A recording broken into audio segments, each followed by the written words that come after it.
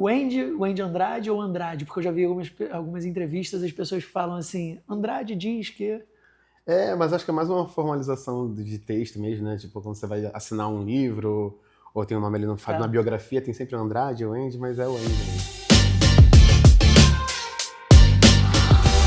O Andy Andrade, seja muito bem-vindo ao Próximo Passo. Cara, obrigado demais por ter aceitado aqui o nosso convite. Como eu estava falando, o Próximo Passo é esse espaço de bem-estar para fazer com que as pessoas que estão se sentindo perdidas saibam que elas não estão sozinhas, ou também que as pessoas que estão se sentindo sozinhas não se sintam perdidas. Sim. E a ideia é que nesse nosso território aqui, né, de conversa, a gente consiga acolher pessoas que estão nesse momento da vida, que não sabem como seguir, né, nas suas vidas, seja dentro de um relacionamento, seja numa questão familiar, seja num trabalho, que elas estão vivendo alguma situação de transição.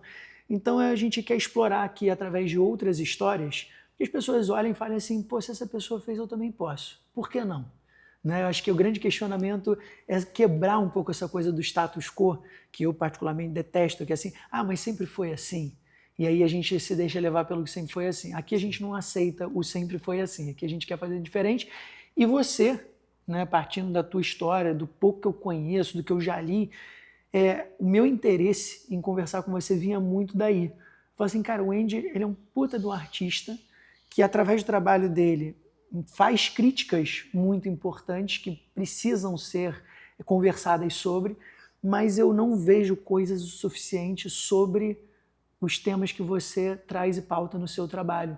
Eu acho que você é um cara que deveria ter muito mais mais holofote, assim, sabe, em você, no sentido de, tipo, as coisas que o Andy está fazendo e falando no trabalho dele deveriam aparecer mais. E eu acho que é muito legal para as pessoas te conhecerem na intimidade também, né? Saberem assim, cara, quem que é o Andy por trás aqui das fotografias, dos textos. Eu, particularmente, sou apaixonado pelas coisas que você escreve.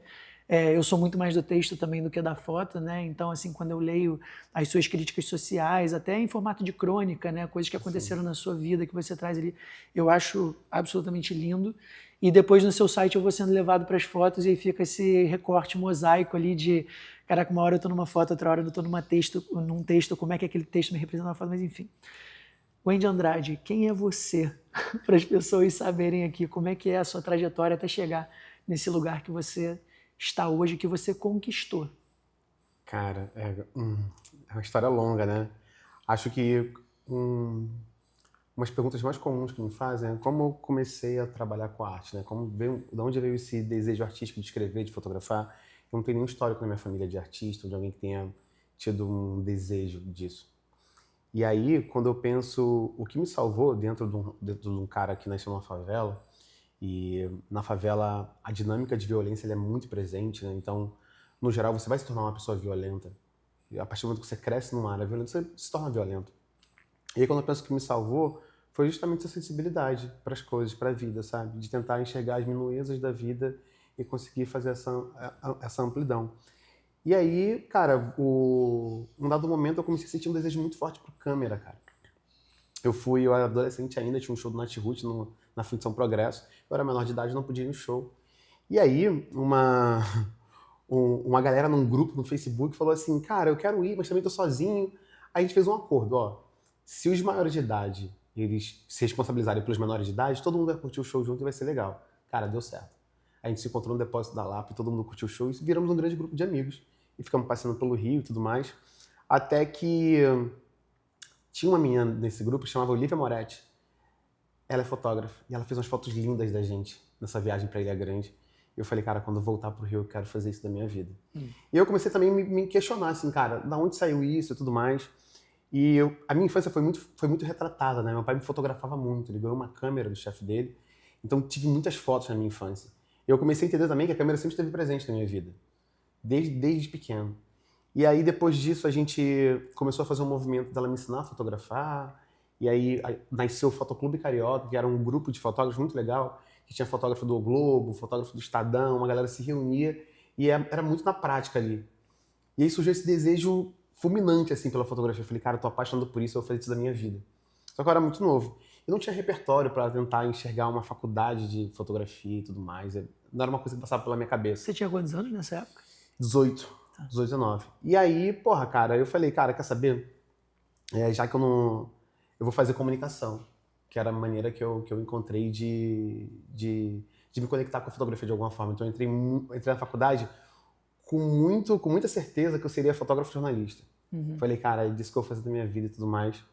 Ficava olhando fotógrafo de guerra, já criei uma paixão ali. Só que quando eu saí de casa, não foi uma situação confortável. Tipo, eu saí da favela, brigado com meus pais, eu vim morar no Parque da Cidade aqui na Gávea. E eu passei fome, cara, durante um ano. Eu não tô exagerando, não. Tá contando uma história triste? Não, eu passei fome, não tinha o que comer. Então eu dormia a maior parte das vezes porque eu não tinha nada para comer. Ou comprava um salgado lá em cima e dividia e falava, vou comer um pedaço de manhã e um pedaço à noite para tentar sobreviver.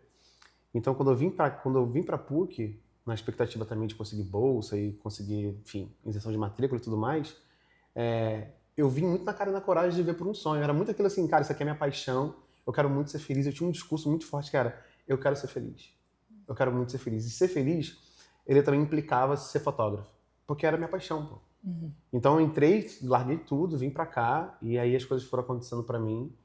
E depois disso, várias outras crises existenciais, né, cara? A fotografia, ela acabou se tornando algo meio cansativo, porque eu comecei a usar a fotografia também pra sobreviver. Então eu fotografava festa, fotografava marca de moda de alguém da PUC, e aí tu começava a fazer coisas que você não gostava. E aí, cara, o que eu tô fazendo? Aí você se questiona de novo, o que eu tô fazendo da minha vida? Eu abri mão de tanta coisa pra fazer isso, a fotografia não é mais lugar de prazer. Então entrou outros questionamentos, enfim, até chegar no que eu queria. Sim. E como manter com isso. Antes de ir para esse ponto, eu queria voltar nesse momento de ruptura, vamos colocar assim, sim, mas que é sair de uma zona de desconforto, na verdade, né, que você estava. Ali você fala, né, desse rompimento ali com seus pais, em algum momento, para vir viver o seu sonho de alguma forma. Qual que era o sentimento que impulsionou para você conseguir fazer isso, chegar nesse lugar do tipo, cara, aqui não dá mais, eu preciso sair? Cara, qual foi o limite, assim? Infelizmente foi a violência.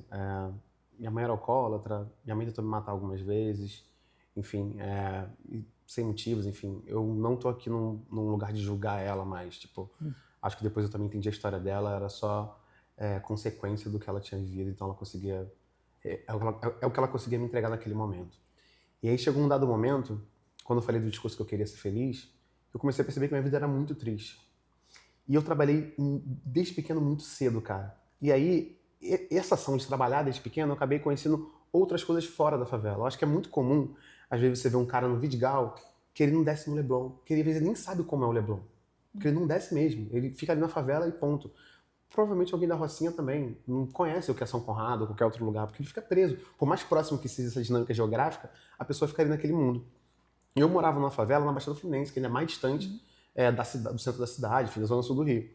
Então, como eu comecei a trabalhar muito cedo, eu comecei a ter perspectivas diferentes de mundo, entendeu?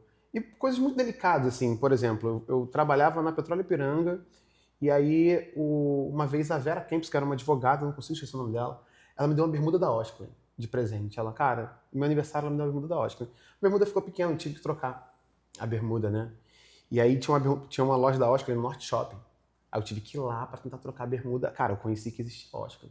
Com aqueles cenários da coqueiros do Rio de Janeiro e tudo mais. Eu falei, caraca, isso aqui existe. Minha tia começou a namorar um bombeiro. E esse bombeiro, ele morava num apartamento minúsculo na Barra da Tijuca, de frente pro mar, assim. Porra, quando eu entrei no apartamento dele, cara, aquilo pra mim era um outro mundo, você entende? Eu falava, cara, eu era criança. Eu falava assim, mano, é possível morar aqui. É possível ter essa dinâmica de vida. Tipo, então eu comecei a construir repertórios. Então, por mais que eu não tivesse nada, tipo, a minha maneira de sonhar dentro da favela era com a câmera ainda, e era com a câmera muito, muito apagada, até porque quando você compartilhava isso com os outros meninos na favela, era motivo de deboche, enfim, você era de certa forma massacrado por ter muitos sonhos. Então, a minha virada de chave foi, cara, eu tô com muitos sonhos aqui, eu tô num lugar de muita violência, tipo, não tô sendo amado, não tô sendo querido, eu vou passar minha vida toda assim. Então, no dado momento, eu só saí de casa, só com esse âmbito de querer ser feliz. Cara, eu quero muito ser feliz. Quero muito fazer o que eu gosto, porque eu comecei a vislumbrar que algumas pessoas viviam isso. Que era possível ver isso, entende? Porque eu acho que uma das coisas mais perversas, às vezes, provavelmente do racismo, né? É você não se enxergar possível, sabe? Você não se enxerga possível, isso é horrível. Cara, eu trabalhei num lugar que as pessoas comiam, né? E o que sobrava a gente comia, a gente era auxiliar de serviços gerais, né? E era tudo adolescente. Quando você diz a gente, quem somos a gente? Eu e Quem os outros somos a meninos gente? que trabalhavam, né, no lugar. E aí, cara, era muito triste porque as pessoas comiam e o que sobrava a gente comia. E aí sobrava, no geral, não sobrava carne, sobrava ovo, né? A pessoa fritava ovo pra gente e a gente comia. Eu me achava merecedor disso. Eu me achava merecedor.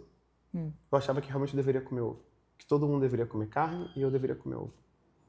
E aí, quando eu olho pra trás e vejo isso, cara, quão perverso quando você não consegue se ver possível, sabe? O que você acha que faz mudar essa perspectiva de se enxergar possível? E como é que você leva isso para outras pessoas hoje? Cara, é mostrar novas possibilidades. Mostrar que é possível. Acho que é o propósito do programa aqui. É mostrar para as pessoas que é possível. Quando eu olho para os meus amigos na favela, e assim, eles falam muito de mim, que hoje eu virei quase um ídolo para eles, né? Enfim. Eles olham para mim e falam assim, cara, eu só fiz escolhas. Talvez eu não seja muito melhor que você em alguma coisa. Não é sobre isso. Eu só fiz escolhas diferentes. Mas eu só pude fazer escolhas diferentes porque eu tive acesso a outras coisas diferentes. Eu pude ver um outro mundo. E quais foram esses acessos, assim? O que hoje uma pessoa que não tem esse acesso, ela consegue fazer para furar essa bolha e passar a ter acesso? Assim, o que você... Porque tem uma coisa que é o ímpeto, né? Que é essa força motriz que faz você ir lá, ir atrás dos seus sonhos, buscar. Mas tem uma outra coisa que a gente não pode deixar de lado, que é o contexto, e você, melhor do que ninguém, Sim. sabe disso. O que ou quem, como a gente faz para romper essas barreiras e dar acesso às pessoas? Eu acho que é sair da sua bolha mesmo. Tipo, eu comecei a trabalhar fora daquele ambiente ali. Porque no geral também, quando você começa a trabalhar, você trabalha dentro da favela. Você vai trabalhar de alguma forma muito próxima ali. Eu só fui trabalhar em outro lugar diferente. Tipo, eu comecei a fazer um cursinho no centro do Rio, que era gratuito, você entende? E aí você vai até a Lapa, ver os arcos da Lapa, você vê uma outra dinâmica de cidade. Então, desde muito pequeno, meu pai também me provocou isso, não tem como negar. Tipo, meu pai sempre me empurrou para as coisas, vai fazer. Porque meu pai tinha medo que eu virasse bandido. Então, ele começou a olhar a cena, né? Eu parado na esquina, os meninos parados na esquina, todos eles virando bandido, o próximo era eu, pô. Então, ele começou a me entupir de cursos, de qualquer coisa que era gratuito, ele começava, vai fazer. E eu comecei a criar uma nova perspectiva de vida. Eu acho que para mim tem uma barreira aí que é muito subjetiva e que é difícil, que é, cara, será que aquele lugar é para mim? Será que eu posso fazer? Esse aí é muito mais difícil. Mas eu acho que tentar sair da bolha, acho que é primordial, assim, cara, eu vou trabalhar em outro lugar. Talvez eu queira trabalhar, sei lá, eu tava até falando isso uma vez com a minha irmã, eu falei assim, cara, já que eu quero muito morar na Zona Sul, eu vou arrumar um trabalho na Zona Sul, pra eu começar a atrair isso pra mim, pô. Tem uma questão aí de, não sei se espiritual ou de fé, mas que esse poder da intenção, né? E da ação, de tipo, cara, eu vou começar a visualizar aquilo dali que eu quero. Você acredita nisso? Cara, o que me salvou, até hoje é até difícil falar sobre isso, porque entrou num lugar quase cômico, né? O que me salvou foi o livro O Segredo. O Segredo, quando eu comecei a ler, ele não era tão popular como é hoje, tem vários formatos desse livro, né? Enfim.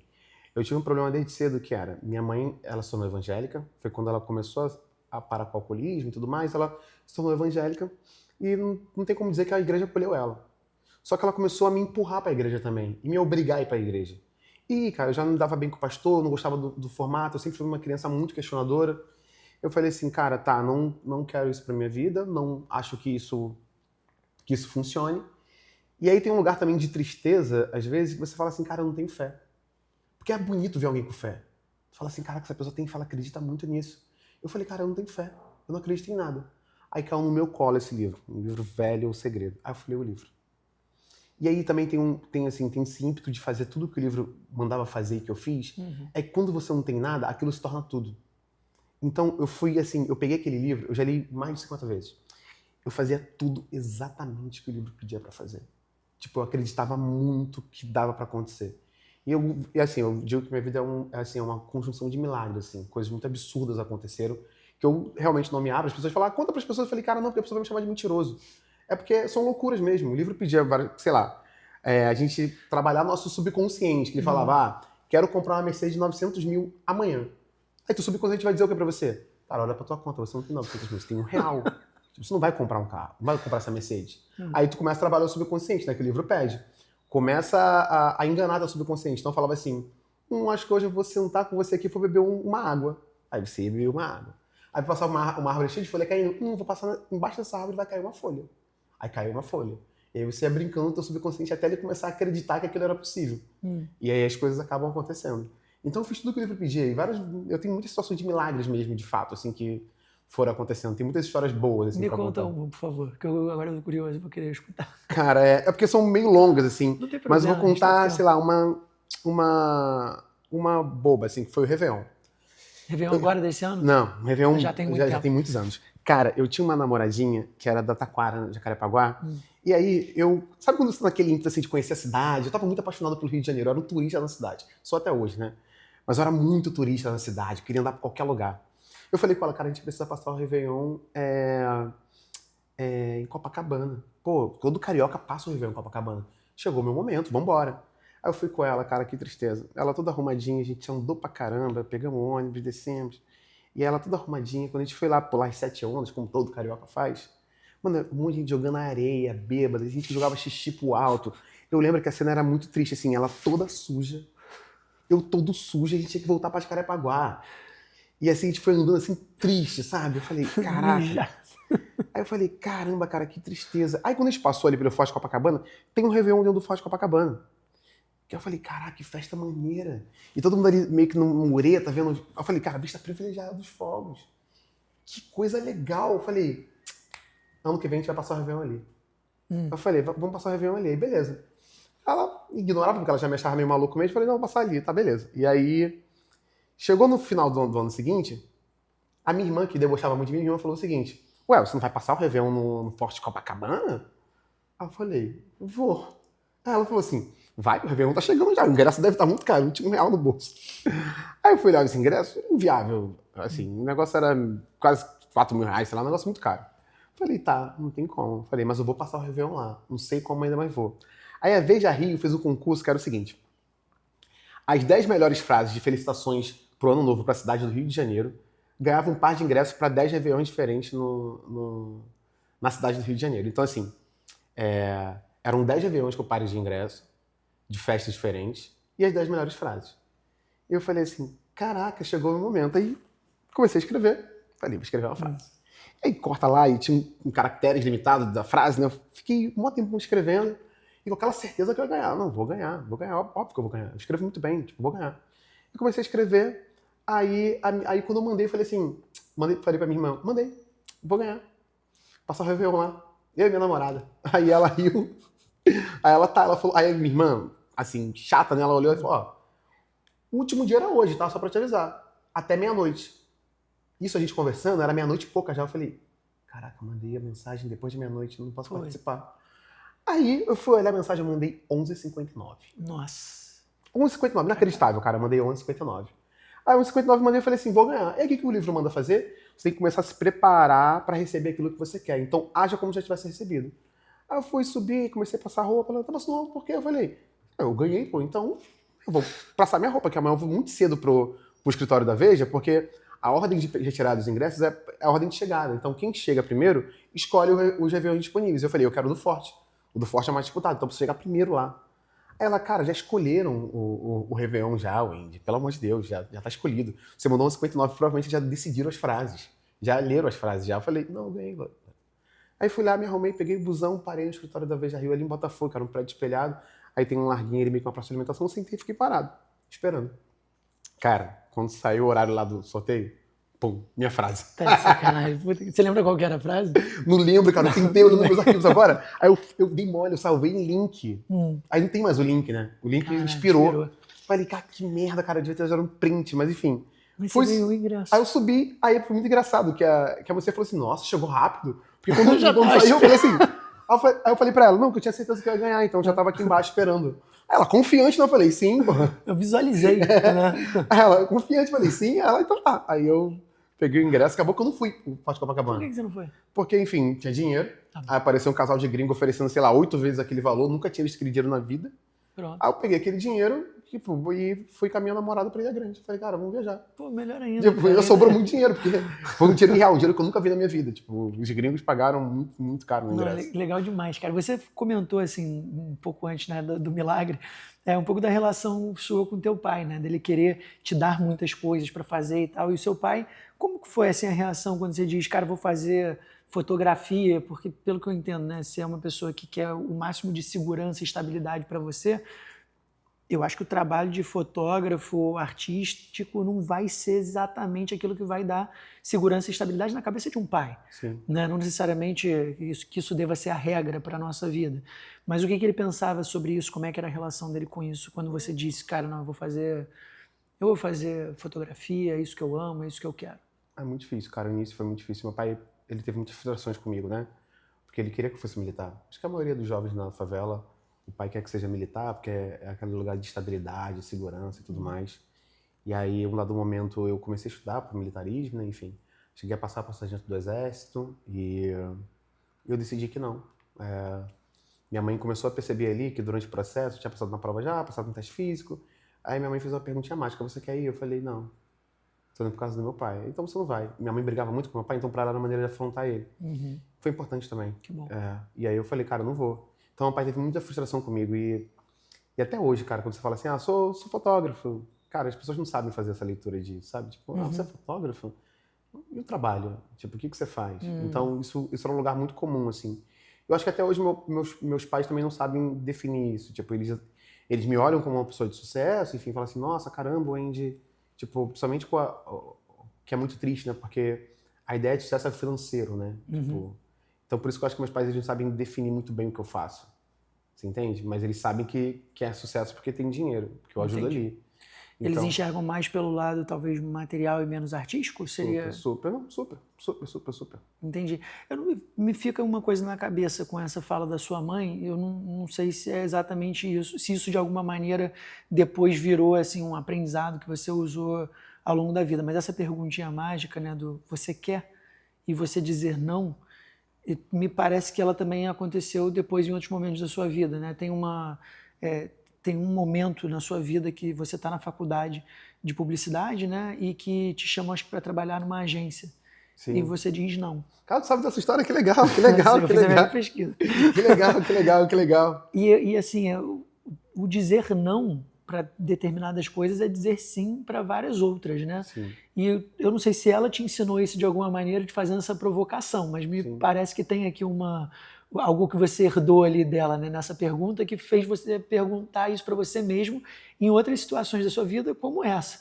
E eu acho que a gente, enquanto sociedade, né, e assim, ainda mais dependendo do lugar de onde você vem, nesse contexto de sociedade, você está muito mais inclinado a dizer sim para tudo, para as coisas que as pessoas, na verdade, te impõem, né? Porque, assim, cara, é isso aqui, esse é o caminho. E quando você fala não, você fala, não, eu vou por aqui. Não é fácil, eu imagino que não, mas é libertador também. Como que foi esse teu processo assim, de aprender a dizer não e o quão libertador isso tem sido para você ao longo da tua vida? Cara, como eu tive uma infância muito invadida, sem privacidade nenhuma, eu não tinha poder de decisão nenhuma sobre as coisas que eu fazia. Então, quando você decide sair de casa, você decide que ninguém mais vai invadir a sua trajetória. O que é uma infância muito invadida sem privacidade? Eu não tinha quarto em casa pra mim, minha mãe decidia tudo que eu faria, minha mãe decidia que talvez eu não fosse jogar bola amanhã, entendeu? Por N motivos, ou por nenhum motivo. Ela só falava, não vai sair hoje. Se ela me visse muito felizinho indo pro futebol, no dia seguinte, amanhã vai ter futebol. Tá, amanhã você não vai sair não. Tipo, então assim, eu tive uma vida de muitas privações, de privações básicas, sabe? Tipo, até quando eu não tinha nada, eu também não tinha nada. Porque, sei lá, você não tem uma roupa pra passar o Natal. Então eu vou passar o Natal escondido em casa. Mas o futebol, dá pra você ir. Mas também você não vai. Você entende? E aí quando você sai de casa, cara, você não deixa mais ninguém te atravessar. Ninguém mais te atravessar. Então, assim, você toma decisões também muito, muito concretas. Assim, cara, isso eu quero, isso eu não quero. Isso eu aceito, isso eu não aceito. E até hoje é muito difícil as pessoas lidarem comigo com esse meu comportamento, assim. Principalmente marcas, enfim. Pessoas com muito dinheiro, famosas. Sempre usaram muita frase pra mim, que essa pessoa aqui vai mudar a sua vida, que essa é a oportunidade da sua vida. E as pessoas não conseguem lidar com a minha negativa. Elas não conseguem. Elas não conseguem lidar também que eu fico bem com a minha negativa. Eu não sofro. Tipo, ai, que eu perdi a oportunidade. Não vou morrer amanhã, pô. Que é a oportunidade da minha vida? Tipo, a vida é grande. Tipo, não vou, eu não tenho essa perspectiva, sabe? De ter que aceitar tudo. Mas até hoje as pessoas não conseguem lidar bem comigo em relação a isso. Minha esposa mesma fala, cara, se diz não pra umas coisas que eu fico impressionada. Até pra negociar mesmo. Eu falo, não, cara, eu acho que não faz sentido isso. Ela, cara, para de falar isso. Eu falei, mas não faz. Aí a pessoa volta com uma proposta melhor, eu falo, cara, você só precisa falar. E eu não tenho nenhum problema com isso, cara. Nenhum problema mesmo, assim. Nenhum problema. Quais foram os nãos mais absurdos que você já deu, assim, em termos de proposta ou em termos de sentimento, assim, você respirou e falou assim, não, isso não vai. Cara, muito em relação a assédio, assim. Assédio, tipo, pessoas muito ricas, tanto homens quanto mulheres, que já me assediaram, me prometendo várias coisas, e num processo, tipo, meu de escassez, poderia ser quase que uma salvação, sabe? Eu disse, não. A história da agência também. Tipo, Como foi essa foi uma história? decisão. Cara, foi os primeiros períodos da PUC, assim, tipo, eu não, só aquele garoto empolgado entrando na faculdade, não tinha, assim, repertório nenhum de comunicação ainda, enfim, tava só empolgado. E como você tá empolgado, você vai participando de tudo que é palestra. Você vai em tudo, qualquer buraco. Aí tinha uma casa de coworking aqui na Gávea, aqui pertinho de vocês. E aí teve uma apresentação de duas pessoas que iam falar sobre umas ações que eles fizeram no Shopping Boulevard, em Vila Isabel. Foi em Vila Isabel? Acho que em Vila Isabel. Eles começaram a falar sobre a ação, tal, tudo mais, e pipipi, popopó. E aí eu tava naquele processo de me racializar, com raiva do mundo, e também questionando tudo. Tudo. Eu falei, cara... Os caras começaram a falar e eu fui muito ignorante, muito estúpido com eles. Eu falei assim, tá, beleza, vocês fizeram várias ações no shopping e tal, tudo mais, mas aí, o resultado que deu pro shopping? O que mudou pro shopping, de fato, com todas as ações que vocês fizeram em todos os andares e tal? Aí ele, ai, cara, as lojas também precisam mudar e que não sei o que, não sei o que lá. Eu falei assim, então, deixa eu entender aqui, você tá me dizendo que você fez uma grande ação, mas não mudou nada. Então, eu só veio apresentar um case aqui que a gente não sabe nem se é de sucesso. Tipo, aí eu falei, cara, aí eu fui bem estúpido. Eu falei assim, a sensação que eu tenho aqui é que você ganhou essa conta caiu no teu colo e tu montou uma agência, né? O que eu vou fazer da vida? Vou montar uma agência porque essa conta caiu no meu colo e tá brincando de dinheiro, tipo, porque se não tem resultado, cara, todo mundo assim me olhando pra minha cara. E aí eu falei, mano, o que eu fiz? Sabe quando você tem a consciência da besteira que você fez? Falei, cara, o que eu fiz da minha vida? Por que eu falei isso? E eu comecei a pensar na dinâmica de como ir embora. Eu falei, cara, eu preciso ir embora daqui. Aí eu fui, levantei os pouquinhos, dei o primeiro passo. E aí esse cara saiu, não era nem um palco, eu só tava sentado na cadeira assim, todo mundo numa roda, e esse cara veio atrás de mim. Aí ele falou, oi, Wendy, tudo bem? Eu falei, tudo. Cara, eu queria trocar uma ideia com você tal, depois. Me passa o seu telefone? Cara, eu dei os números, assim, tentando falar o último errado, mas acabei que eu não falei o último número errado. Falei, cara, esse cara vai me processar, não tem R$1 pra pagar um advogado, cara. Eu tô ferrado. Ele iria te E aí, processar. eu falei, cara, aí ele falou assim, me dá seu e-mail também? Aí eu falei, cara, o cara quer meus dados, vai pedir o CPF daqui a Seu pouco. CPF, seu endereço. Mano. Ele não quero seu e-mail também. Eu falei, puta, dei e-mail. Eu não dormi. Eu, sendo bem sério com você, eu não dormi. Eu só fiquei esperando o processo chegar. Na minha cabeça, ele tava me processando. Aí esse cara me mandou uma proposta de trabalho. O cara fala assim, cara, gostei muito do questionamento que você trouxe e tal. Acho que aqui na agência a gente precisa de gente assim e tal, que questiona as coisas, enfim. Eu acho que é um caminho muito legal ter você aqui com a gente. E aí eu falei assim, cara, não, tô no primeiro período, sem nada. Só vou prejudicar vocês, tal, não sei o que lá. Esse cara tinha me oferecido um salário de R$3.000. Que na época era muito dinheiro, eu tava passando fome, tá? Esse recorte precisa ser feito, eu passava fome. Falei, cara, não, bicho, eu não sei nada de comunicação, primeiro período, pô, sai dessa. Esse cara, não, pô. Vamos assim, eu falei, não. Aí ele pensa, aí passou um tempo e aí eu tava numa situação, eu tinha uma câmera que é uma Nikon, era D500, que é uma câmera de guerra, ela é cropada e ela tem um clique muito alto. E eu fui fazer um trabalho no Joá, umas casas no Joá, e esse cara aumentou a proposta. Caraca, mano, que loucura, bicho.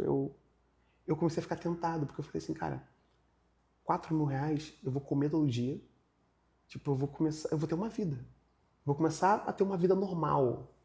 E aí eu falei, tá. E fiquei tentado.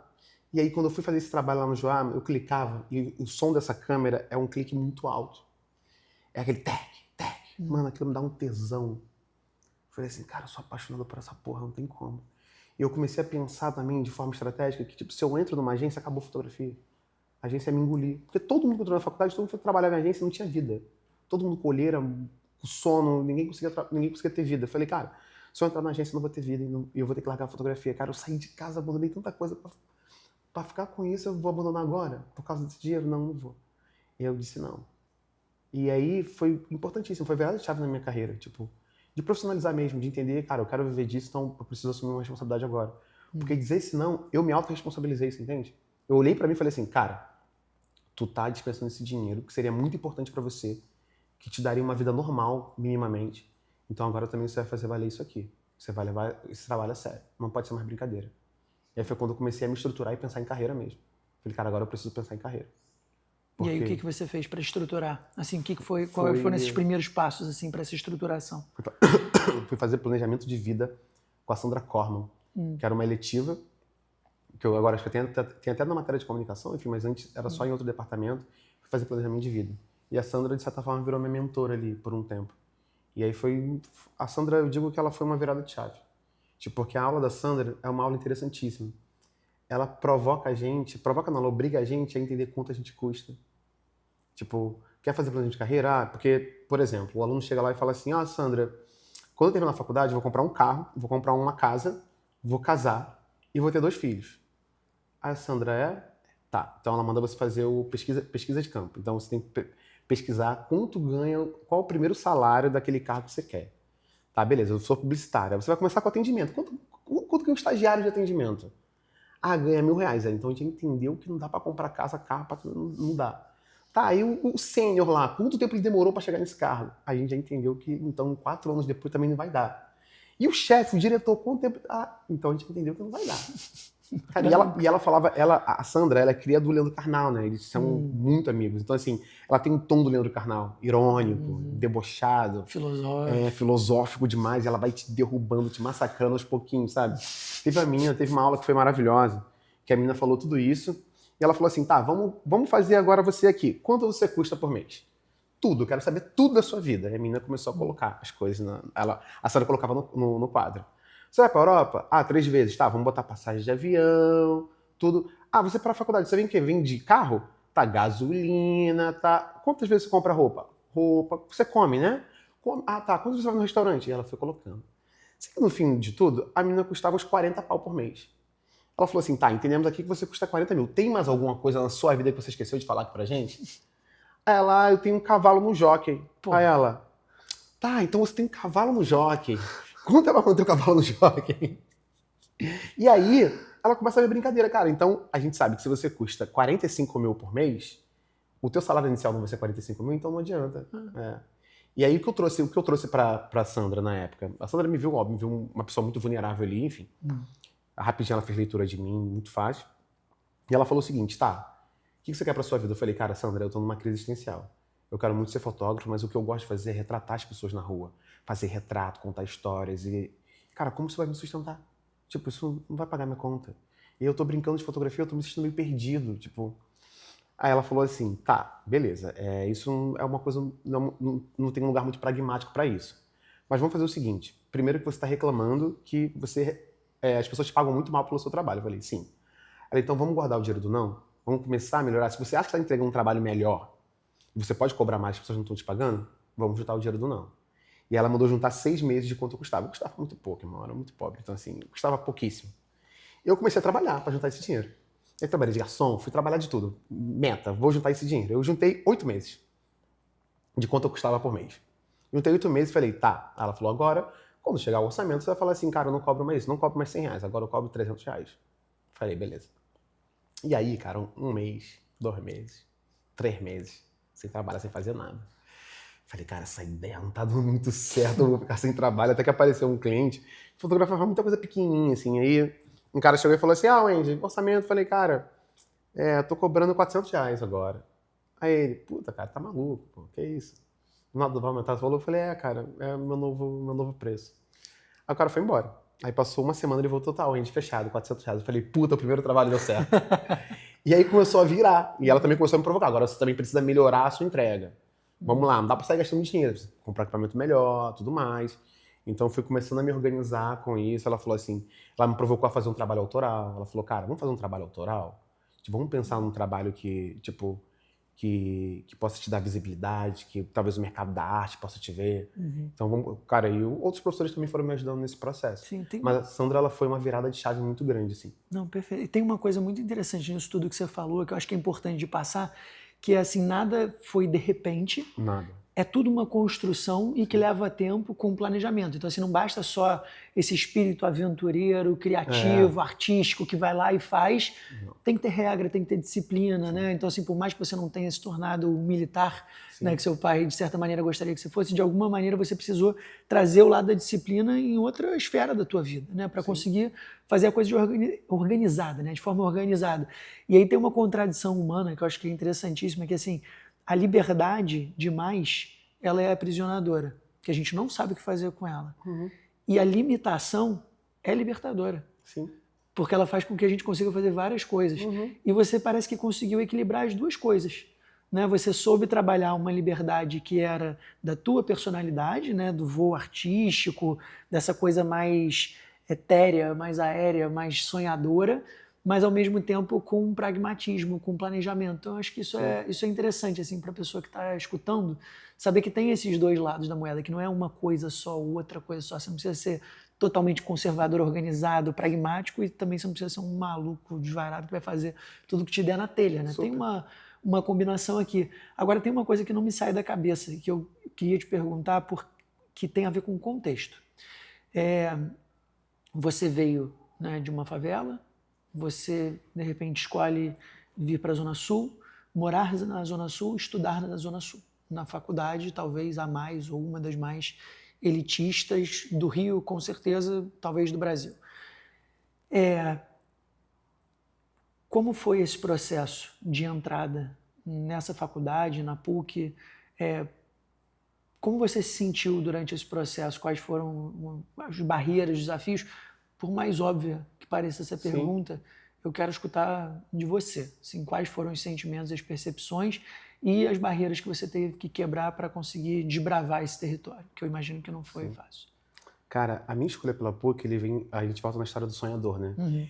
Cara, eu não queria andar mais de ônibus. Como eu andei de ônibus muito cedo, cara, eu passei por todos os perrengues possíveis, tipo de assédio, de roubo, uma vez eu fiquei queimado no trem. O trem parou e o sol tava batendo nas minhas costas, eu não conseguia me mover. Eu fiquei todo queimado nas costas, assim, assado na real, com a blusa. Então, assim, eu tinha pavor de transporte público. E aí, quando eu comecei a virar minha chave para uma vida mais leve, mais saudável, eu falei assim, cara, eu quero estudar num lugar onde eu posso ir andando. Tipo, a minha dinâmica é essa, eu quero ficar próximo do mar. Então a escolha da PUC não foi sobre a PUC ser a melhor faculdade do mundo, não. Era só que ela era perto da praia. Essa foi a escolha. Era muito ingênuo, cara. Só queria morar perto da praia. Eu falei, cara, tá, a PUC é perto da praia. Vou pra PUC. E aí, entrar na PUC, cara, a história é um pouco longa, assim, a minha história com a PUC. Tem duas histórias muito longas, mas muito boas. A primeira é, quando eu escolhi a PUC, a minha namoradinha de Jacarepaguá, ela fez vestibular pra PUC. E ela tava numa fase da vida que era aquela fase chata, todo mundo ali na Zona Oeste, tipo, tinha entrado pra faculdade, os amiguinhos dela, e ela não entrou na faculdade.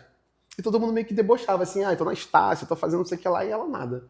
Ela fez vestibular pra PUC, enfim, viu que não tinha dinheiro, e beleza, a PUC foi e ligou pra ela, falou o seguinte, tudo bem, Mel, vimos que você passou e não veio fazer matrícula. Ela falou assim, cara, não tem dinheiro. Eles falaram, cara, vou te dar a isenção de matrícula, e depois você entra no processo de bolsa. Ela fez matrícula, entrou na PUC. E aí ela falou pra mim assim, tu vai entrar na PUC. A PUC é perto da praia, tudo que você quer. Tipo, eu falei, tá bom. E aí a gente já não tava tão bem, enfim, já não tava mais se falando, né, nessa época. Aí eu fiz vestibular, vim pro Parque da Cidade, um pouco antes da PUC, né, vim pro Parque da Cidade. E fiquei naquele processo de paixão da PUC. Assim, falei, cara, isso aqui é muito bonito, meu Deus, vou estudar aqui e tudo mais. E aí eu fiz vestibular e fiquei esperando a nota sair. 7ª convocação saiu e eu fui na PUC, né, fazer a matrícula. E aí, quando eu cheguei na PUC, cheguei muito confiante, cara. Eu tinha um script já gravado. Cara, quero muito estar aqui, eu mudei minha vida aqui, saí de casa pra estar aqui, isso aqui é meu sonho e tudo mais. Falei, tá. Aí cheguei na PUC, na 7ª convocação não tem ninguém no Pelotis, é deserto. Aí fui no Leme, né, e tinha o balcão lá e tinha tipo uma fila não, tipo um negócio pra dividir as filas, né, não tinha ninguém, só eu. Tipo de banco, né? Aí tava ali, aí eu entrei, lembro que tinha 3 pessoas no balcão assim, elas riram pra mim, eu falei, oi, tudo bem? Eu falei, gente, olha, me chamo Andy, eu cara, mudei minha vida pra estar aqui, eu quero muito estudar aqui, isso aqui é meu sonho e tudo mais, eu queria muito lição de matrícula pra estudar aqui e tal. Aí ela falou assim, cara, aqui a gente não dá lição de matrícula, ó. Vai aqui atrás e sobe um andar e fala com um senhor aqui em cima. Subi e tal, e tinha uma menina assim sentada, eu lembro dela até hoje, ela tremia assim, ela tremia. Aí eu falei, tá esperando pra falar com ele tava no telefone. Aí ela, tô. Ela, mas vai na minha frente. Eu falei, não, só na minha frente, pode ir. Ela, não, tô muito nervosa, vai lá pra ver se eu me acalmo. O cara saiu do telefone, próximo, eu fui, sentei assim. Falei, caramba, dei minha vida pra estar aqui, eu quero muito estar aqui, meu sonho é estudar aqui. Eu vou sair de casa pra estar aqui, eu passo por várias dificuldades, mas eu quero muito estar aqui. Então, falei, o cara falou assim, parei, pegou o telefone. Cara, o cara esculachou as pessoas que trabalhavam lá embaixo. Vocês não podem mandar aluno pra cá, aqui não é um lugar, e pá. Ele, camarada, vai ó, lá no outro lado, sobe uma escadinha, vice-reitoria comunitária, vai lá. Aí eu fui, saí, fui andando até lá, aí subi a escadinha e vice-reitoria comunitária pra quem já entrou, tinha uma escada, você sobe a escada, abre a porta, né, aí tem duas cadeirinhas assim, tem 2 balcões, não sei se ainda hoje é assim, né, de vidro assim, né, a pessoa fica atrás do vidro. E aí, eu lembro até hoje, tinha uma mulher chorando assim, chorando muito. Gente, que lugar muito, é esse? Uma mulher tremendo, a outra chorando. Era lá, a vice-reitoria comunitária é um lugar terrível, todo mundo chega lá vai ter alguém chorando. É horrível, vai ter alguém chorando lá. É. Ela chorava e tinha um pai com uma filha aqui sentado. Aí eu cheguei no balcão, falei, tudo bem, cara, então, mudei minha vida pra estar aqui, eu quero muito estar aqui, não sei o que lá, eu quero muito estar aqui, não sei o que lá. Aí o cara falou assim, cara, não tem como. 7ª convocação a gente não ajuda com isenção de matrícula. Não tem como. Eu falei, cara, não, mas não é assim. Isso é meu sonho, cara, eu quero muito estar aqui e tudo mais. Eu, cara, não tem como. Que loucura, você tá aqui, cara, eu não tem como te ajudar. Eu fiquei enchendo o saco do cara, o cara, tá, calma aí, anota seu número de inscrição e seu nome. Anotei no papel, dei pra ele, guarda aí. Sentei.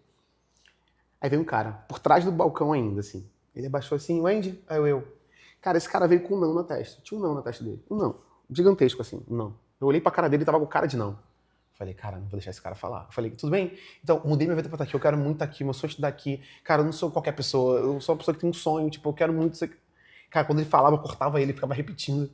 Até o momento que ele não aguentou, ele falou, para. Fica aí, vou lá dentro. Aí ele foi lá dentro. Foi lá dentro, eu tô lá, sentado, o pai com a filha aqui, e a mulher tava de chorar aqui do lado. Aí, tô parado. Aí, essa mulher que veio, ela já abriu a porta. Ela não me atendeu por trás do vidrinho, né? Ela já abriu a porta. Abriu a porta, a sala pequititinha assim, cara, ela berrou. Ué, eu tomei aquele susto, falei, cara, ela tá berrando. Negócio pequeno, só poucas pessoas aqui. Aí eu falei, aí ela, não tem como ajudar. Isenção de matrícula, a gente não dá na 7ª convocação, não tem como, é a ordem de cima. Ninguém aqui tem poder pra fazer isso, não. A gente às vezes quer, mas não pode. A ordem de cima é Deus. Cara, loucura. Berrando.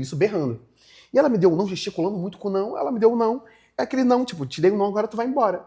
Só que, bicho, eu não tinha plano B, né? Era plano A ou plano A. Aquele era meu plano. Então, só sentado, botei a cabeça assim, aí o olho cheio de lágrima, eu... Cara, o que eu faço agora? E ela parada na minha cara. Aí, no momento, ela sai, ela não volta da porta dela, abre outra portinha e sai. Lá de fora. E eu assim, parado. Meu olho cheio de lágrimas. Eu falei, cara, vou ter que estudar pro vestibular de novo. Agora ter que estudar mais pra poder ir até a 3ª convocação. Mais um ano aqui. Passando fome. Aí tu já começa a pensar. Eu falei, caraca, que merda, mano. Aí um lugar de frustração, tá ligado? Não posso voltar pra casa.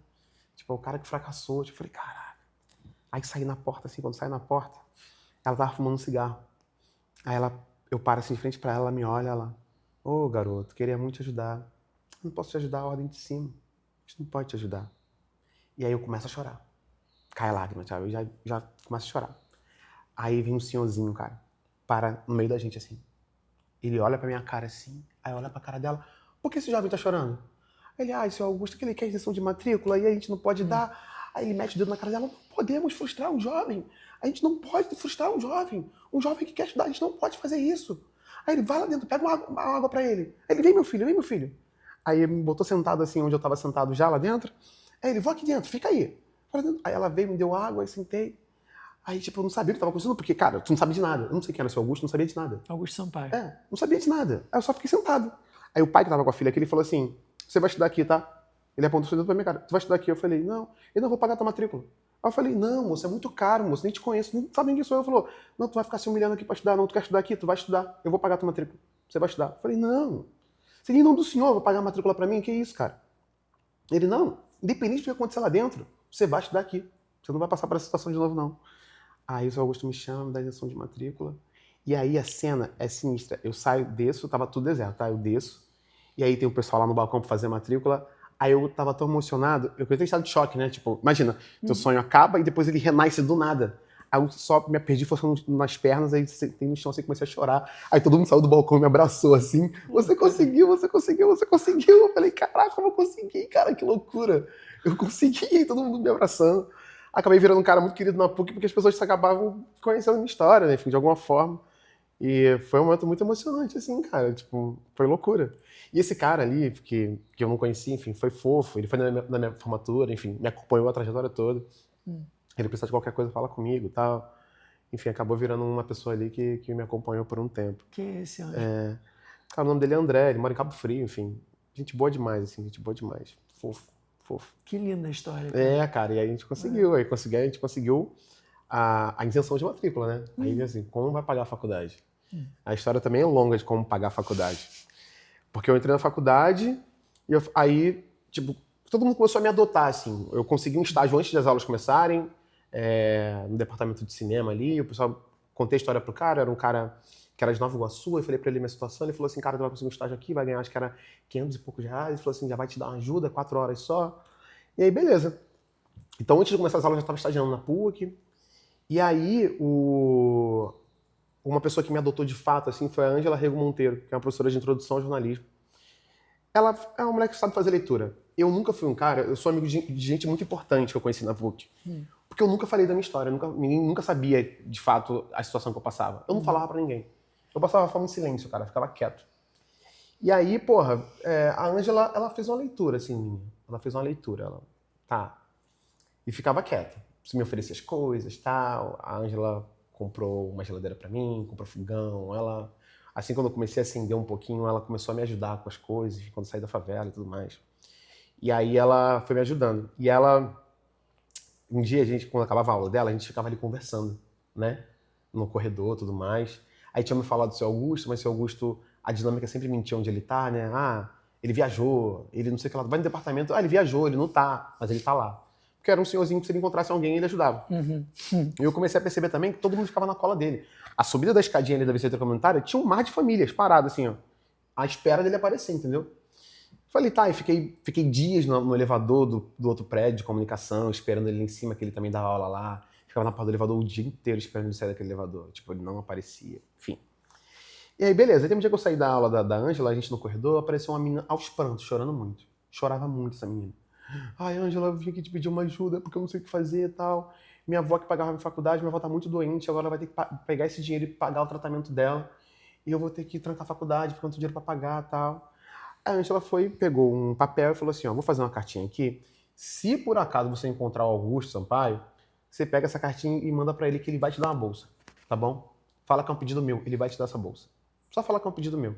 Porque a família Rego Monteiro é a família que cedeu o terreno pra PUC, né? Enfim, tem uma grande história ali. Aí, beleza.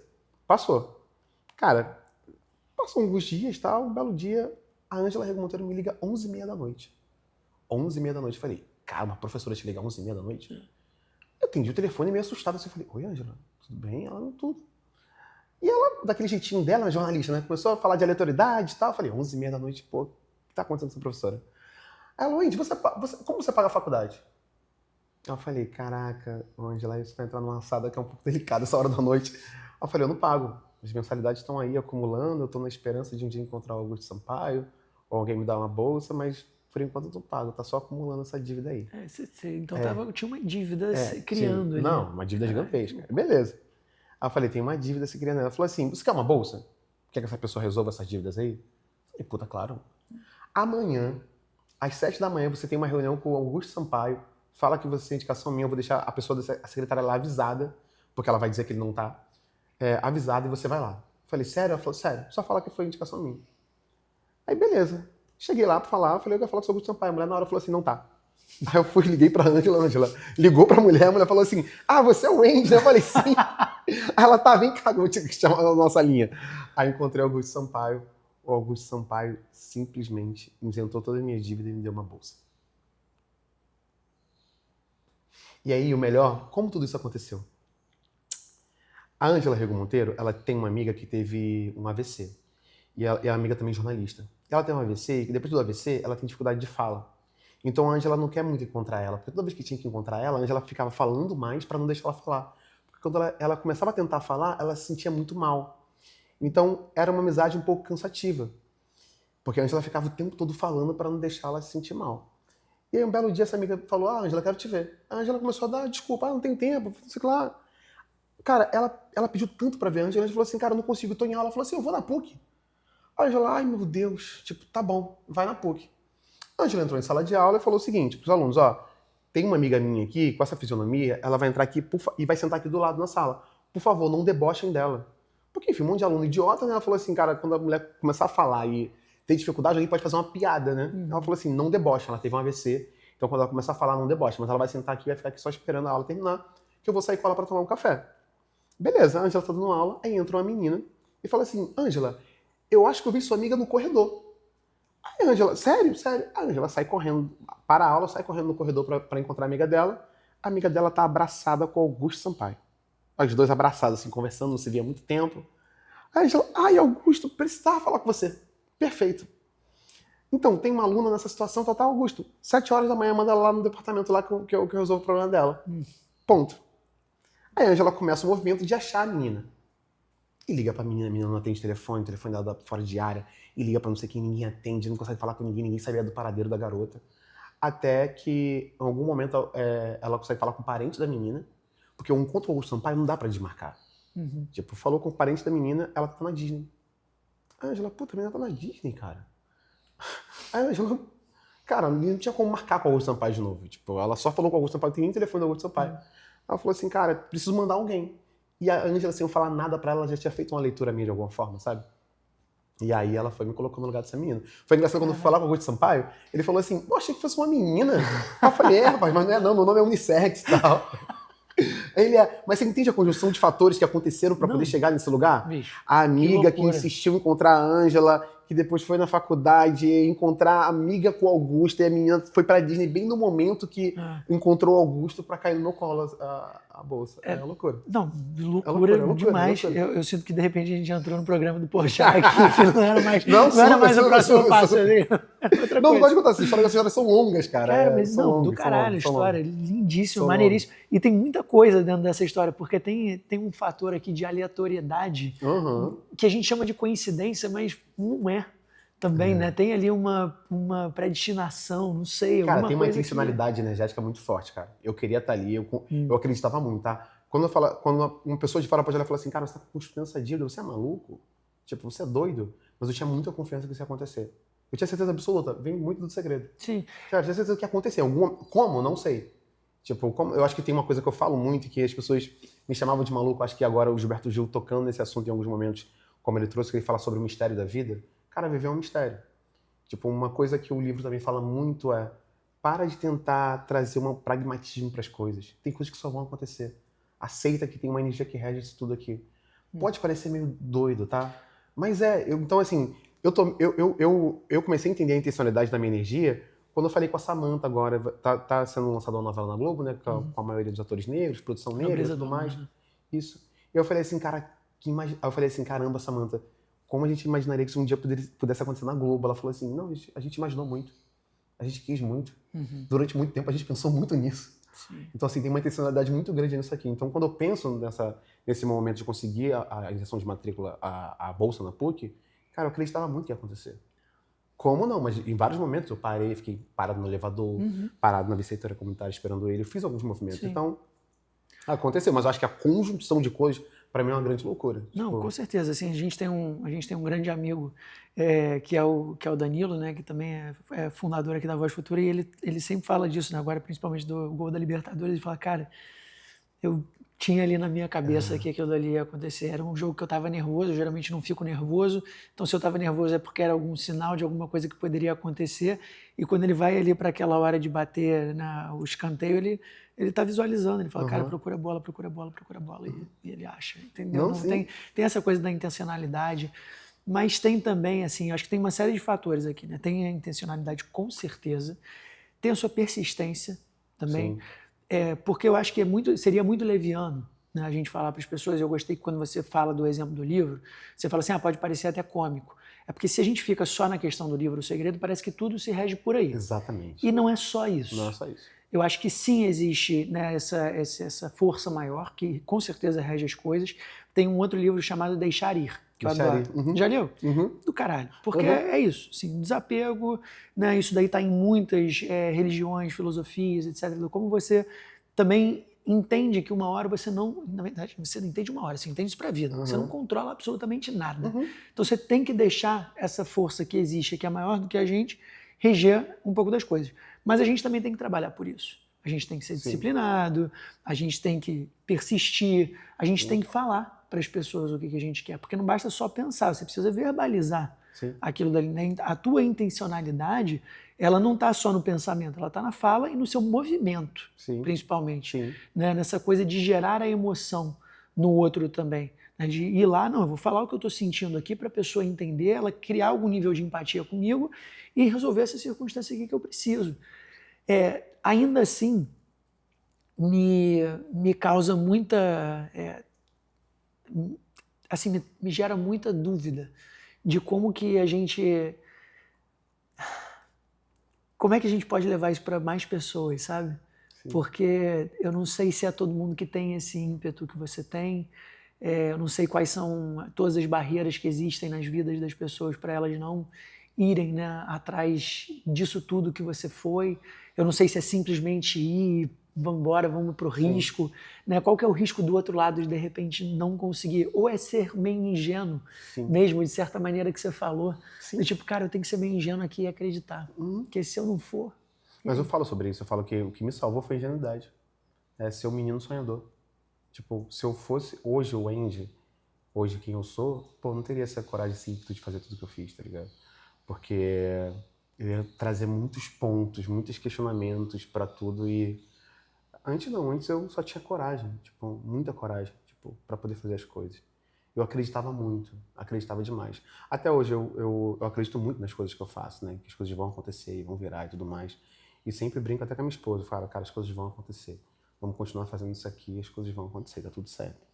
Mas pô, eu era realmente um cara que tinha muita fé e acreditava muito nas que as coisas iam acontecer. Acreditava muito no outro cenário. E quando a gente pensa assim, como a gente traz isso para outras pessoas, eu acho que o pior de tudo, e uma frase que eu já falei aqui, é a ideia de você não ser merecedor, de você não conseguir visualizar isso na sua mente, sabe? Tipo, quando a gente fala, sei lá, sobre maioridade penal, quando as pessoas começam a discutir quando vê um jovem roubando o celular no Zona Sul. Cara, tem gente que não tem repertório, que não tem acesso, sei lá, teve um filme do Padilha, que eu acho que é 174. Um filme importante pra caramba, cara. Tipo, por mais que a gente tenha com Padilha aí, bicho, é um filme que ele desmistificou muita coisa na minha cabeça. Porque ele, cara, tem um cara que sequestra o ônibus e para ali com a menina e tal. O filme ele mostra de onde esse menino veio, a trajetória dele, o quanto ele já foi violentado e tudo mais. Sabia escrever, mano, é só consequência, entende? Então, quando você consegue trazer possibilidades e novos sonhos para as pessoas, cara, acho que tudo muda, assim. Porque se tu cria um desejo muito grande por aquilo, você vai atrás, do seu jeito, mas você vai, entendeu? O problema é que a maioria das pessoas não consegue nem visualizar isso, entende? Porque às vezes a pessoa tá num relacionamento muito ruim, principalmente mulheres, um relacionamento abusivo muito ruim. Porque em algum momento ela se acha merecedora daquilo, ela não acha possível encontrar um cara legal. Tem muito cara abusivo que fala, você vai encontrar alguém melhor que eu. E a pessoa começa a acreditar naquilo. Ela não consegue, talvez, visualizar que pode ser bem tratada, sabe? Então, acho que é muito isso. A gente precisa entender, minimamente enxergar o mundo, seja pela internet, entendeu? Falar assim, cara, tu mora aqui, mas tu pode morar aqui também. É porque eu vejo isso muito dos meus amigos, sabe? Tipo, eu queria muito ter esse tipo de conversa com eles, sabe? E eu tento... Hoje eu só falo assim, cara, só fiz escolhas diferentes, tá tudo certo. Não sou diferentão de vocês, não. É muito melhor, muito superior. Não, só fiz escolhas diferentes. O que você gostaria de falar agora pra eles? Que é possível, você entende? Que é possível, que dá pra experimentar outra coisa, que não é vergonhoso, que não é feio, que vai dar, você entende? É porque, vou dar um exemplo. Eu não contava meus sonhos pra ninguém, tá bom? Tudo que eu fazia na minha vida eu não contava pra ninguém. Eu contava vergonha? Porque as pessoas não acreditavam. Então não tinha ninguém. Então eu era um cara completamente sozinho. Então tudo que eu desejava eu ficava quieto. Eu tinha uma tia chamada Verônica, que algumas coisas eu contava pra ela porque ela sempre me impulsionava pra frente. Vai dar, vai dar, vai dar. Teve um dia que eu cheguei pra ela e falei assim, tia, me inscrevi no vestibular da PUC, eu vou estudar na PUC. Sabe o que ela falou pra mim? Lá não é lugar pra gente não, filho. Faz isso com você não. Lá não é lugar pra gente não. Não faz isso não. Aí na hora ali eu falei, tá, aqui é um pouco demais pra ela, tá tudo certo. Falei, tudo bem, tia, tudo bem. Aí ela, não faz não, filho. Lá não é lugar pra gente, faz isso não. Você vai acabar ficando triste, vai se frustrar, faz isso não. Falei, não, tudo bem, tia. Vou pensar sobre isso. Ela, não, cancela isso aí. Falei, tá bom. Já era um pouco demais pra ela. Bastante de coragem, um pouco de ingenuidade, e aí tem alguma coisa nisso que é é uma ingenuidade infantil, no aspecto legal, né? Assim, de você ser criança e imaginar esse mundo de possibilidades que existem. Agora, com a fotografia, você, nos teus últimos grandes trabalhos, você faz isso, né? De retratar crianças, jovens, vendo uma nova possibilidade, né? Sim. De vida. O que é esse lugar da criança, assim, para você, na tua vida? Cara, o meu campo de pesquisa se tornou meninos negros porque quando eu olho pra mim, tipo, e eu olho pra esses meninos nas ruas, assim, cara, a gente pode ser tanta coisa, sabe? A gente pode ser tanta coisa, tipo, tem uma musiquinha da Xuxa que a gente tava cantando pra Ângela e a minha mulher começou a ficar emocionada. Ela falou assim, você pode sonhar, pode ser o que você quiser, tipo, uma musiquinha da Xuxa boba, tá ligado? Eu falei assim, caraca, é. Então, quando eu olho para esses meninos, eu olho um mar de possibilidades, sabe? Muitas possibilidades de vida, assim. Então, quando eu decidi fotografar eles, enfim, e fazer isso no campo de pesquisa, é justamente para tentar provocar nas pessoas que têm muitos sonhos ali, tipo, e que eles podem ser o que eles quiserem, de fato, sabe? Que tem um mundo, que a vida é grande, que eles podem conquistar o que eles quiserem, enfim.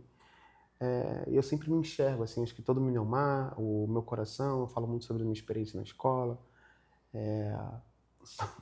São, são lugares de possibilidade, assim, tipo, e para mim é sempre muito emocionante quando eu começo a falar desse lugar artístico, assim, porque eu acho que é quase que um propósito, sabe? Tipo, se eu tô aqui, se meu trabalho é esse, eu vou tentar falar disso para que outros meninos consigam também. Sim.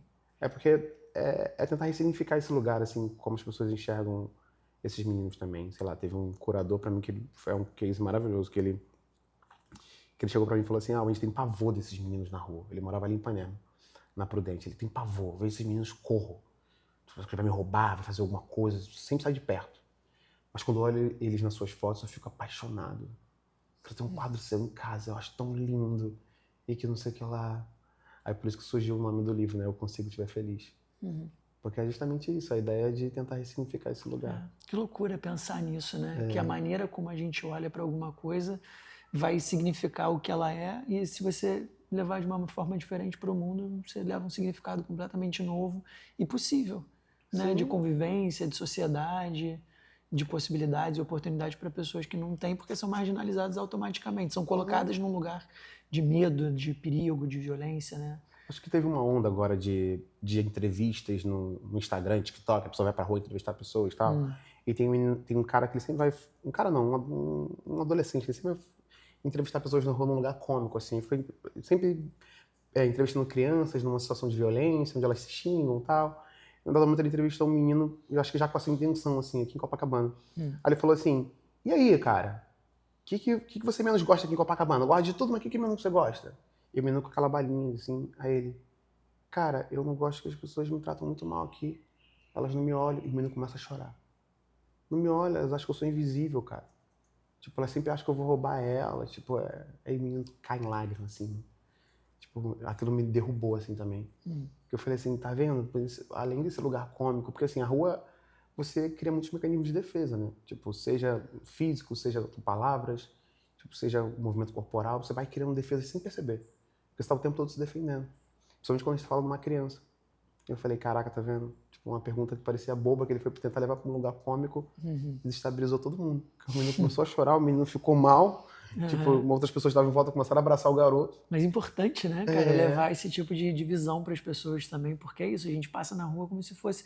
A gente normalizou uma coisa que não é normal, né, que não deveria ser normal, mas a gente começou a aceitar isso como esse status quo, né, assim, do tipo, sempre foi assim, não vai mudar, então tá tudo bem. E que bom que eu acho que pessoas como você, né, que vieram para o mundo e são persistentes e que têm, né, a sua parte de fé, espiritualidade, intencionalidade, energética e tal, que conseguem romper essas barreiras, assim, porque eu acho que o mundo precisa de mais gente como você mesmo para ressignificar a história, né, de outras pessoas e outras pessoas pretas, né, principalmente, porque são invisibilizadas assim constantemente pela história, por tudo, né, por esse apagamento que ainda, Sim. né, se faz.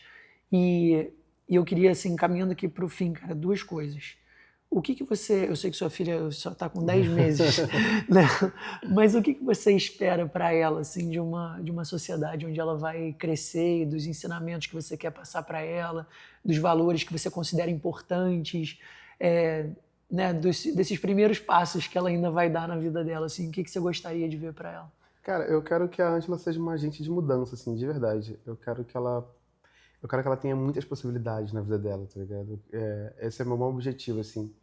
Eu tenho muito medo da violência com a mulher, tipo, é uma coisa que eu fico sempre preocupado, assim. A Ângela vai se tornar uma mulher em algum momento, enfim. Mas eu quero realmente que a Ângela sonhe, sabe? Que ela consiga ver a vida de forma leve. Uma das coisas que eu mais amo na minha filha é que ela é muito feliz. Ela tá sorrindo o tempo todo. Ela sorri pra qualquer coisa. Então eu falei, caraca, eu tô criando uma criancinha feliz, pô. Ela tá feliz com a vida.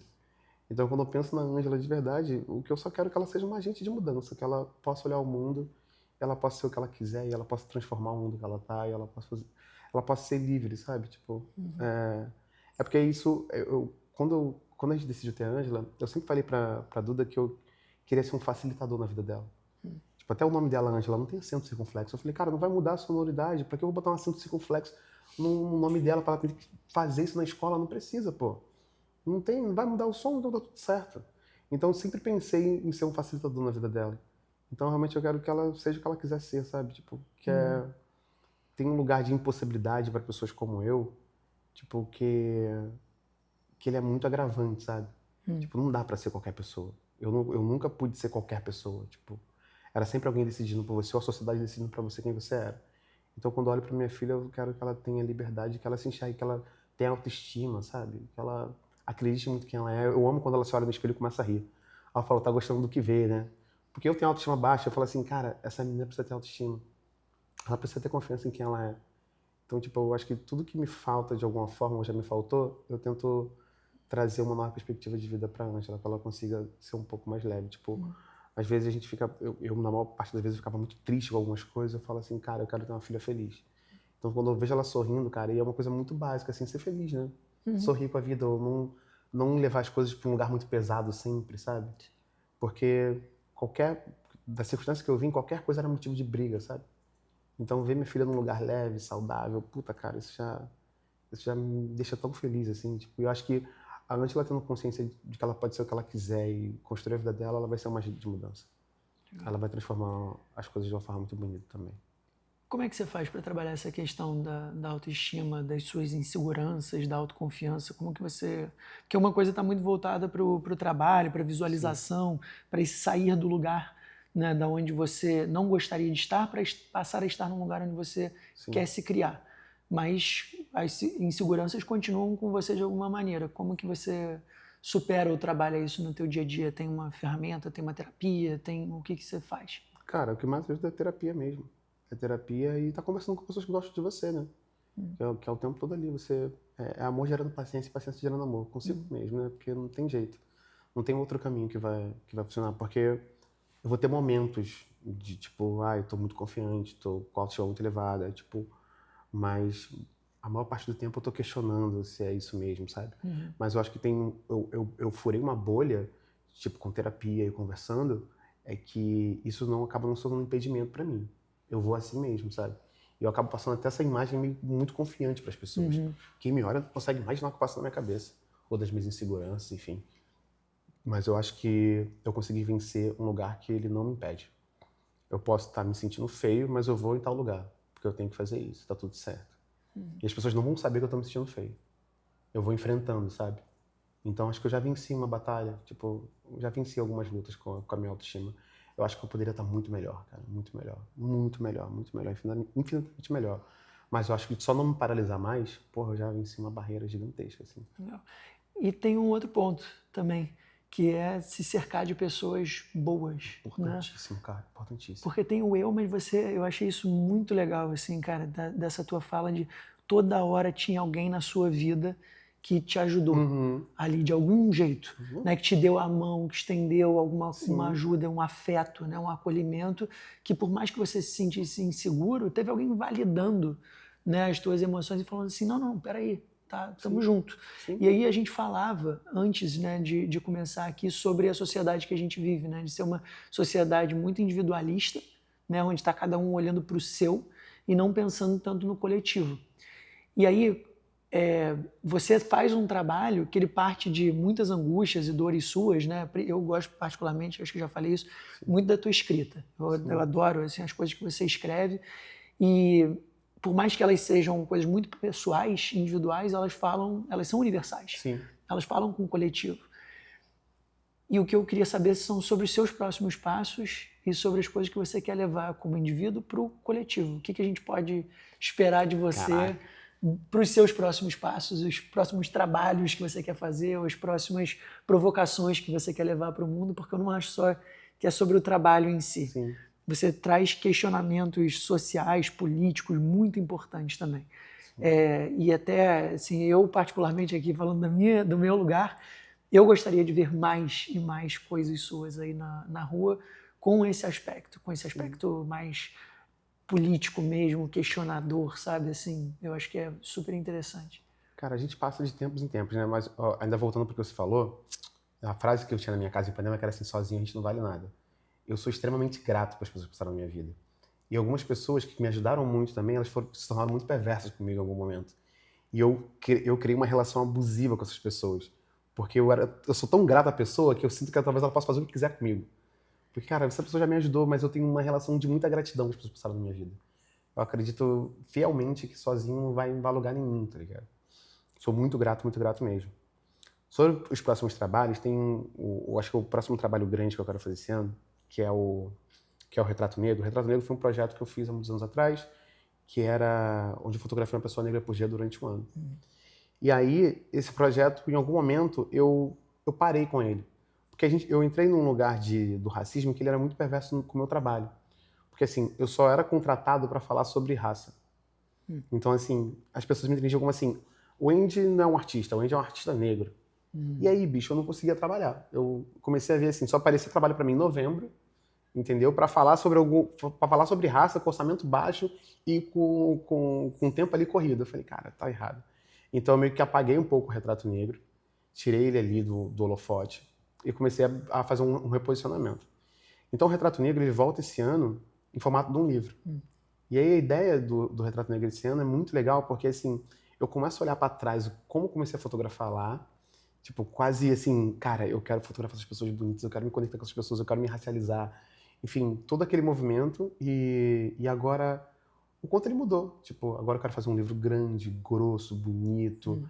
Tipo, o que era dor, talvez agora seja poder, sabe? Eu fiz um Depara. Cara, mudou muito a perspectiva desse cara que fotografou lá atrás e do que ele é hoje, sabe? E dessas pessoas também, porque assim, o Retrato Negro, sei lá, ele foi um transformador de vidas, né, cara? Tipo, tinha uma pessoa que não queria que eu fotografasse ela. Porque ela falou assim, cara, ninguém nunca me chamou pra fotografar, porque do nada um cara estranho quer me fotografar. Eu falei, não, essa pessoa desmarcou comigo 5 vezes no dia no local. E aí, até que um dia ela, enfim, resolveu ir. Eu já tinha ido várias vezes no local, ela não tinha ido. Ela resolveu ir, fotografei ela, essa pessoa virou modelo.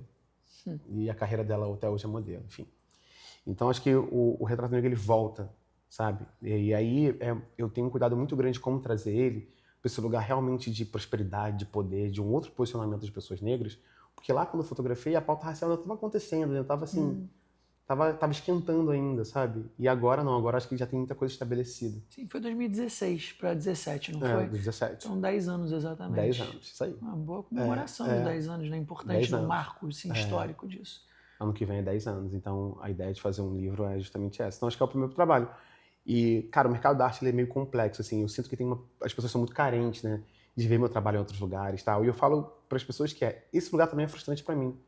Quando a pessoa vai numa exposição e fala assim, nossa, Wendy, eu já imaginei uma exposição sua aqui e tal, também é frustrante para mim. Tipo, mas a pauta que eu também faço, enfim, é complexa. Tipo, curador, no geral, é um cara bem complexado também, enfim, é um cara muitas vezes racista, classista, enfim, detém um poder ali intelectual que ele acha que é melhor que todo mundo. Então, o mercado da arte ele é bem complexo, sabe? Ele é muito elitista e muito. separatista também, né? Ele Não não quer se misturar, ele quer fazer as próprias... não mudou nada. A gente vê muitos artistas negros hoje ascendendo, Mas, cara, eles estão ali, qualquer momento eles podem sair, você entende? Tem alguém provavelmente colocando eles ali, consciência que assim, cara, em algum momento a gente tira. É quase animalesco, sabe? Eu fui no Art Rio ano passado, que uma mulher comprou uma obra de um artista lá, ela falou assim, nossa, ele tinha falado uma gíria. Ele tinha falado já é, nossa, ele falou já é.